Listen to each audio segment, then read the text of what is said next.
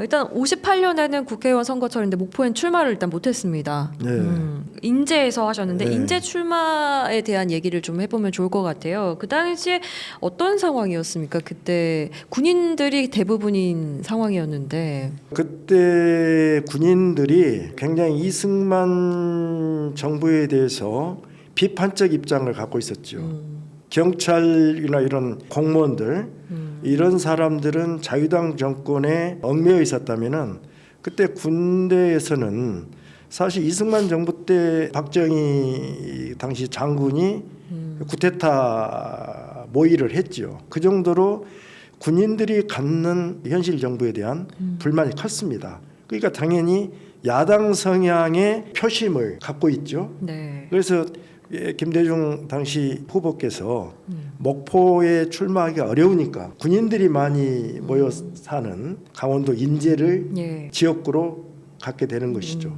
근데 그때 지금은 군인들이 부재자 투표라 해가지고 자기 주거지에 후보를 선택하잖아요. 근데 그 당시는 군인들이 실제 자기가 살고 있는 그러니까 강원도 네. 인제에서 군대 생활하고 있으면은 인제의 후보를 투표합니다. 예.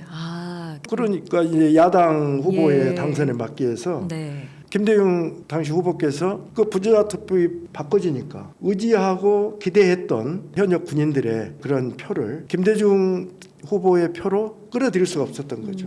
그래서 다시 낙선의 고비를 마십니다. 네. 합법을 가장한 편법 불법인 거죠. 네. 그러니까 룰을 갑자기 이제 바꿔서 유불리를 이제 조정하는 그런 입맛대로 형태. 조절을 하잖아요. 사실 이제 뭐 선거구 획정을 가지고 여당 후보에게 좀 더 유리하게 이제 긋는다거나 이런 것도 이제 비일비재한데, 그러니까 지금 우리나라에서도 이제 선거구 획정이라고 하는 싸움이 그런 수싸움이거든요. 그래서 네. 이제 나온 이제 정치학적 용어 중에 하나가 이제 게리맨더링이라는 표현이 있지 않습니까?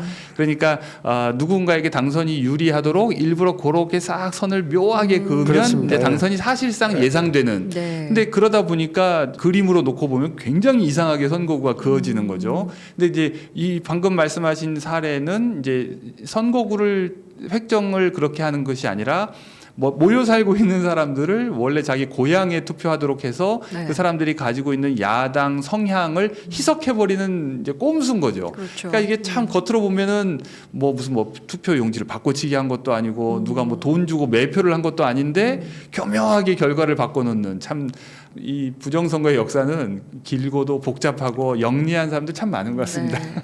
부정선거 하면 떠오르는 사건은 제일 큰 건 뭘까요, 교수님?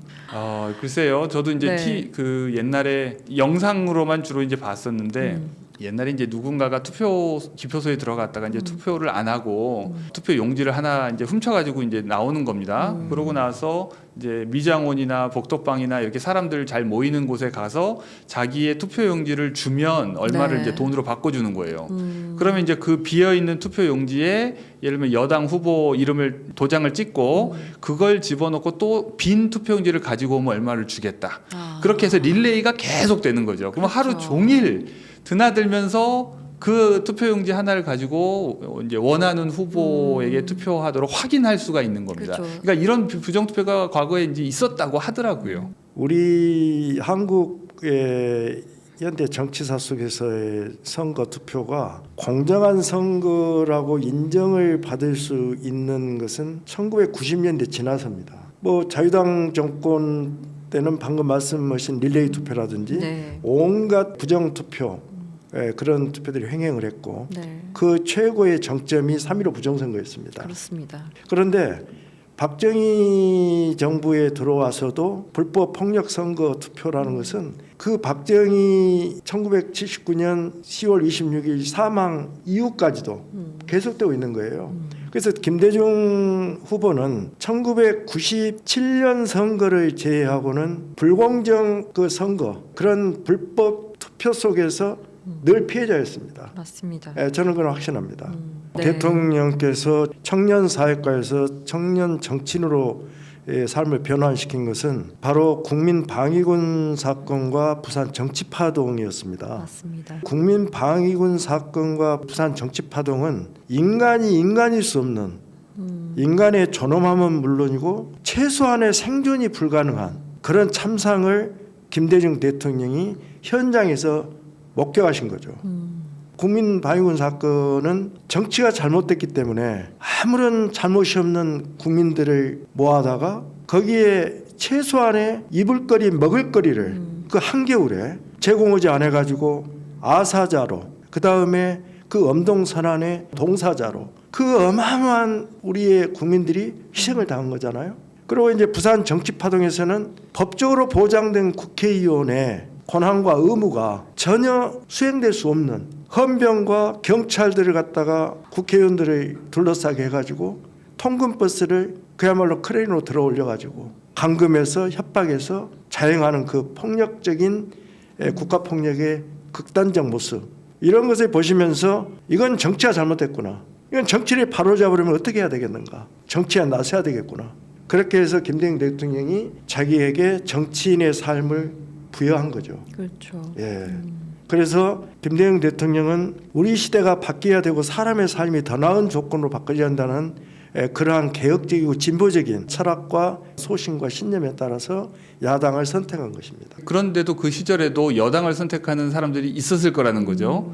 그런데 청년 정치인 김대중은 여당은 본인에겐 선택지가 아니었던 거고 확실하게 이제 이승만 정권에 반대하기 위해 민주당을 선택한 것이죠. 그렇죠. 이승만 정권을 개혁하고 국민의 삶을 제자리로 돌려놓고 인간이 존엄할 수 있는 세상, 자유로운 세상, 법적으로 민주적인 사회, 이런 것을 당신이 추구하고 지향하고 실현시키고자 정치인의 길에 이제 들어서시게 된 것입니다. 네.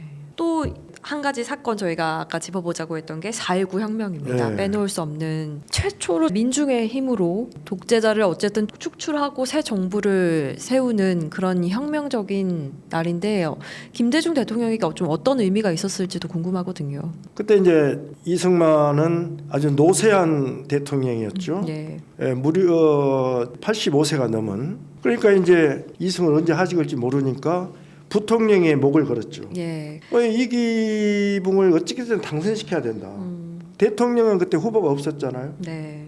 왜냐? 그 조병옥 후보가 갑자기 쓰러지시고, 돌아가시니까. 예, 돌아가셨고. 이제 부통령 선거를 가지고 차기 권력 구도를 만들어 가야 되니까 온갖 갖은 불법 폭력 선거를 자행한 게 3.15 정부통령 선거죠. 그게 이제 여러 군데서 선거에 폭력성과 불법성이 드러나는데 김주열 그 열사의 시신이 떠오르면서 전국적인 어떤 거대한 민중의 힘이 솟아나죠. 그래서 이제 민주당에서는 1960년 4월 6일에 공식 3.15 부정선거 규탄 시위에 참여를 결정합니다. 그 당시에 이제 시위대 앞장 서셨고. 그래서 당에서 결정한 것이 김대중 선전부장인데 민주당, 네가 앞장서라. 그래 이제 마이크를 들고 표적이 된 거죠. 구호를 외치는 그 시위를 선도하는 그 역할을 김대중 대통령께서 또 맡았죠. 그래서 김대중 대통령이 그러한 4월 6일 민주당의 3.15 부정선거 규탄 가두 시위에 참여를 결정하면서 네. 시위대 맨 앞에 서서 이승만 정권 물러나라는 구호를 외치는 선도자로서의 역할을 했습니다. 거기서 김대중 대통령은 놀라운 발견을 합니다. 민심을 읽은 거죠. 불법한 정권을 무너뜨릴 수 있는 이 거대한 민중의 힘, 민심.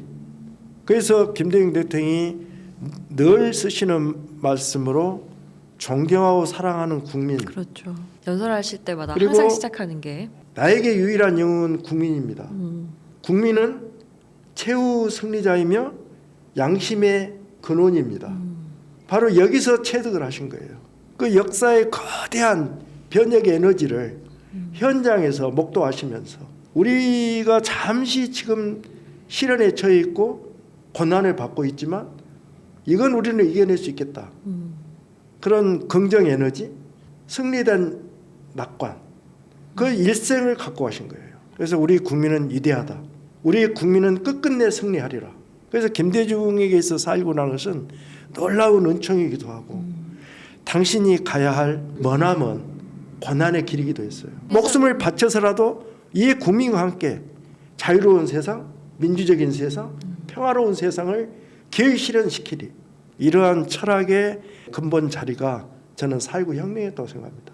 이게 20세기가 말하자면 이제 진보 사관의 시대라고 볼 수 있는데요. 오늘날은 이제 역사학자들도 또는 철학자들도 역사가 진보한다는 식의 말을 전혀 쓰지 않습니다. 그건 이제 20세기적 환상이라고 이제 비판을 하는데, 어쨌거나 20세기 또는 19세기 말부터 전반적으로 세상이 이제 진화하고 진보한다고 하는 인식이 퍼져나가서 20세기에 우리 한반도에서 이제 모든 사람들이 그걸 낙관했죠. 또는 낙관하려고 노력했고 그런 모습이 느껴집니다. 그러니까 김대중 대통령께서 역사의 진보나 발전을 신뢰했고 그것이 이제 국민들로 표출된다고 믿으셨던 것 같아요. 그런데 동시에 이제 거기에는 또 다른 어떤 장치가 숨어 있는데 뭐냐면 예. 끊임없이 그렇게 말씀을 하심으로써 국민들을 선한 방향으로 이끌려고 하는 의지도 있는 것 같아요. 그게 네. 이제 저는 요즘 21세기에 정치인들이 이렇게 자기 마음대로 국민들을 끌어들이는 거하고 다른 점인 것 같아요. 자기들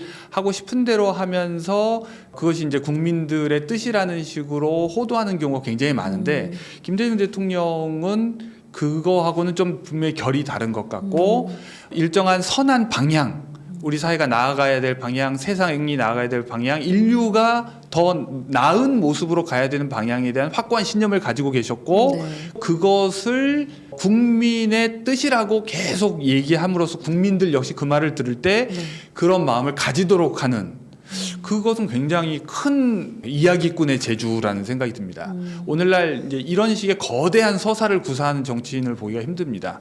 그래서 자기도 그 확신을 강하게 가지고 있고 자기가 그 확신 속에서 하는 말을 듣는 국민들을 끊임없이 그렇게 선한 방향으로 이끄는 정치인, 그 존재가 굉장히 중요한